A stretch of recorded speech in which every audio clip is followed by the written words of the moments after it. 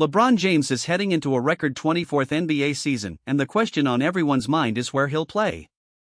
After confirming he won't return to the Lakers, a free agency courtship has begun, with the Cleveland Cavaliers and the Golden State Warriors among the teams in the mix. But one opinion making the rounds is that Cleveland is the only place that makes real sense, and not just for basketball reasons. The argument comes from Kevin Merida, former executive editor of the Los Angeles Times. His case is straightforward. Cleveland is 40 miles from Akron, Ohio, the city that raised LeBron James and made him one of the greatest athletes of all time. Akron is where his mother lives, where his philanthropy is rooted, and where his heart, by most accounts, has always been. Merida points out that James doesn't need another championship ring. He doesn't need another record. What he needs, according to Merida, is to be loved more. And for all of his extraordinary on-court achievements across 23 straight NBA seasons, James remains one of the most underappreciated and internet-hated superstars of the modern era. Some of that negativity, Merida acknowledges, James has brought on himself.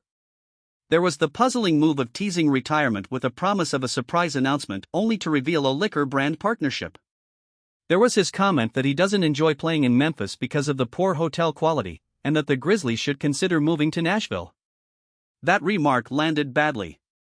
Memphis is a pillar of the American civil rights movement, the city where sanitation workers stood up for their dignity in 1968, and where Martin Luther King Jr. was assassinated after traveling there to support them.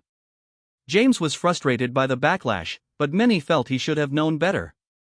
Still, Merida argues that much of the hate James receives is simply internet pettiness. Being the face of the NBA during the social media age means being a constant target of trolling, memes, and AI-generated fake content. The explosion of low-quality sports commentary, with what Merida describes as every third person hosting a podcast or a YouTube show, fills the air with rumor and gossip while offering almost no real insight into who these athletes actually are. Chris Dennis, an Akron native who was an early confidant to James and his family, put it this way: people fear and hate what they don't understand.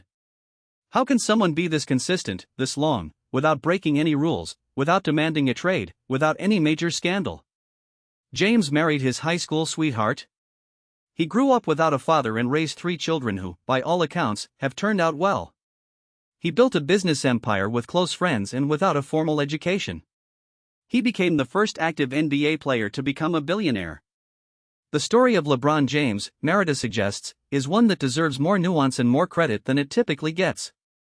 And a final season back in Cleveland, back near the place that shaped him, could be the closing chapter that reframes the whole narrative.